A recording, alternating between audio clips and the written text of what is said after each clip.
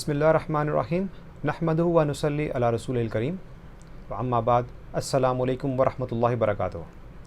معزز ناظرین و سامعین، ورثۃ الانبیاء چینل میں آپ کو خوش آمدید۔ اگلی نشریات کے ساتھ ہم آپ کے سامنے حاضر ہیں۔ میرے ساتھ موجود ہیں ہمارے مہمان مولانا مفتی مصطفیٰ ادریس صاحب۔ مولانا صاحب السلام علیکم۔ وعلیکم السلام ورحمۃ اللہ مولانا صاحب کیسے ہیں آپ؟ الحمدللہ خیریت سے ہیں آپ؟ الحمدللہ۔ ناظرین، بغیر کسی توقف کے ہم اپنے اگلے مرحلے کی طرف چلتے ہیں۔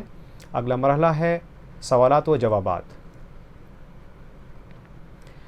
مولانا صاحب، پہلا سوال، دودھ پلانے کی ماں کے لیے کیا مدت ہے، اور یہ مدت پوری ہونے کے بعد دودھ پلانے کا کیا حکم ہے؟ رہنمائی فرمائیں۔ رضاعت کی مدت اللہ پاک نے قرآن پاک میں جو فرمائی ہے حولین کاملین، کہ 2 سال تک دودھ پلایا جا سکتا ہے۔ اس کے بعد دودھ پلانا جو ہے وہ بچے کو، چاہے لڑکا ہو یا لڑکی ہو، ناجائز ہے، وہ حرام کے زمرے میں آتا ہے۔ اس لیے قرآن پاک کی نص موجود ہے 2 سال کی، حولین کاملین کی۔ تو 2 سال تک جو ہے رضاعت کی مدت ہوگی۔ اس کے بعد دودھ پلانا اور اس کو آگے بڑھانا اس مدت کو جائز نہیں ہوگا۔ جزاک اللہ خیر۔ مولانا صاحب، اگلا سوال عرب میں رہنے والے خاص طور پہ افراد پوچھتے ہیں کہ کتنے عرصے تک بیوی سے دور رہا جا سکتا ہے، چاہے وہ ملازمت کے لیے ہو یا تعلیم کے لیے ہو، تو اس کے لیے کیا مدت ہے؟ یہ صورتحال تو پہلے بھی شروع سے ہی ظاہر ہے، سفر انسان کی ضرورت ہے، اور ایسے مواقع آتے ہیں کہ جب اس کو تنہا سفر کرنا پڑتا ہے اور شادی شدہ بھی ہوتا ہے وہ۔ تو بیوی سے متعلق جو مسئلہ ہے اس میں یہ ہے کہ کم سے کم زیادہ سے زیادہ مدت جو ہے اس میں بیوی سے دور رہنے کی وہ 4 ماہ ہیں۔ 4 ماہ کے بعد جو ہے بیوی کے جو وظائف ہیں، وظائف زوجیت، وہ پورے کرنا ضروری ہیں۔ اور لیکن موجودہ حالات میں ہم دیکھتے ہیں کہ یہ چیز کوئی اکا دکا واقعات نہیں، بلکہ عمومی طور پر جو ہے تعلیم کے لیے یا کاروبار کے لیے یا تجارت کے سلسلے میں یا دیگر امور کے لیے جو ہے لوگ سفر کرتے ہیں، تو 1 سال یا 2 سال تک جو ہے وہ اپنی بیوی سے دور رہتے ہیں۔ تو اس صورت میں اس کو مجبوریاں، اگرچہ بعض اوقات قوانین ایسے ہیں یا بعض اوقات کچھ ایسی مشکلات کا سامنا ہوتا ہے جس سے وہ 4 مہینے تک اپنی بیوی کے پاس نہیں جا سکتے ہیں یا گھر نہیں لوٹ سکتے ہیں، تو اس صورت میں بھی اپنی بیوی سے اجازت لینا ضروری ہے۔ اور اتنا طویل عرصے تک رہنے کی اجازت بھی تب ہوگی جب کسی فتنے میں یا کسی گناہ میں مبتلا ہونے کا اس کو خوف نہ ہو۔ اگر کسی گناہ میں یا کسی فتنے میں پڑنے کا اس کو خوف ہوگا تو پھر اتنا طویل رکنا جائز نہیں ہوگا۔ بہرحال بیوی سے اجازت کے بعد اس میں گنجائش ہے کہ وہ 4 مہینے سے زیادہ وہ رک سکتا ہے، لیکن رضامندی ضروری ہے اس میں۔ جزاک اللہ خیر مولانا صاحب۔ اگلا سوال مولانا صاحب جدید دور کی وجہ سے ہے ہمارے سامنے، ٹیسٹ ٹیوب بیبی، ایک اصطلاح جو آج کل استعمال ہوتی ہے، ٹیسٹ ٹیوب بیبی کا کیا حکم ہے؟ یہ ایک طریقہ کار ہے جس میں جو مادہ تولید ہے وہ منتقل کیا جاتا ہے مرد سے اور عورت سے لے کے، اور رحم میں اس کو ڈالا جاتا ہے تاکہ بچے کی پیدائش ہو سکے۔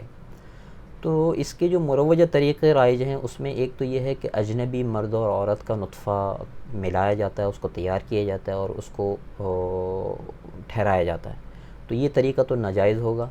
دوسرا طریقہ یہ ہوتا ہے کہ کسی اجنبی مرد کا مادہ تولید لیا جاتا ہے، یا اس میں کسی قسم کا اختلاط یا کسی اور چیز کو ملایا جاتا ہے، کسی اور کے نطفے کو ملایا جاتا ہے اور بیوی کے رحم میں اس کو رکھا جاتا ہے، یہ طریقہ بھی ناجائز ہوگا۔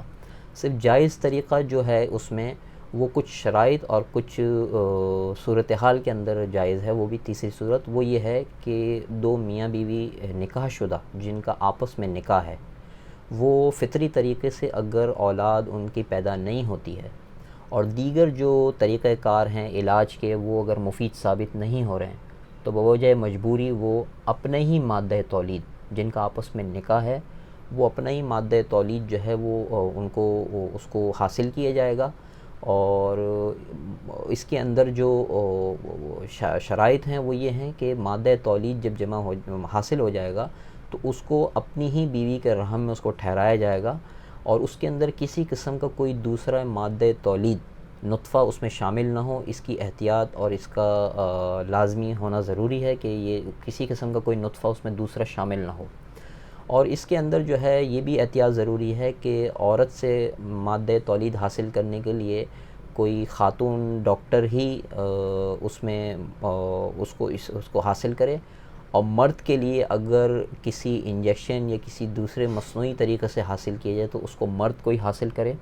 اور اس کا بہتر طریقہ یہ ہے کہ میاں بیوی جو ہے وہ اس کو فطری طریقے سے اس کا اخراج کریں، اور جب نطفے کا خروج ہونے لگے تو اس کو حاصل کر لیں، اور اس کے بعد جو ہے اس کو جو طبی طریقہ کار ہے جس کے اندر دیگر شرائط بتا دی گئی ہیں کہ اس میں جو ہے کسی قسم کا کوئی نطفہ اس میں شامل نہ ہو، کسی قسم کو کوئی اختلاط نہ کیا جائے کسی دوسرے نطفے کا، تو اس کی اجازت ہوگی۔ اور اس کے اندر ایک اہم شرط یہ بھی ہے کہ اس میں میاں بیوی کا آپس میں رضامند ہونا ضروری بھی ہے۔ اگر بیوی یا مرد میں سے کوئی ایک راضی نہیں ہے تب بھی اس طریقہ کار کو استعمال کرنا جائز نہیں ہوگا۔ اس سے متعلقہ ایک یہ بھی چیز ذہن میں رکھ لیں کہ اگر کسی عورت کو اجرت دیکھ کر مقرر کیا جائے، اجنبی عورت کو، اور اجنبی نطفہ اس میں ٹھہرایا جائے تو بھی یہ جائز نہیں ہوگا، چونکہ اصل میں جو ٹیسٹ ٹیوب کا جو معاملہ ہے وہ مصنوعی طریقے سے اولاد کو حاصل کرنا ہے، تو اولاد کا حصول نسب کو لازم ہے، نسب ثابت ہوتا ہے، اور نسب کے لیے نکاح بھی ضروری ہے۔ تو چونکہ جو مروجہ طریقے عام طور سے ہم دیکھتے ہیں جو تیسری صورت کے علاوہ ہیں، ان کے اندر نکاح کی اور اس کی لوازمات کی صورتحال نہیں پائی جاتی، اس لیے وہ دیگر ناجائز ہیں۔ اور اجنبی عورت کو اگر اس کے لیے راضی کیا جائے اور اجرت دے کر بھی قائم کیا جائے تو چونکہ نکاح نہیں پایا جا رہا، اس لیے یہ طریقہ بھی ناجائز ہوگا۔ جزاک اللہ خیر مولانا صاحب۔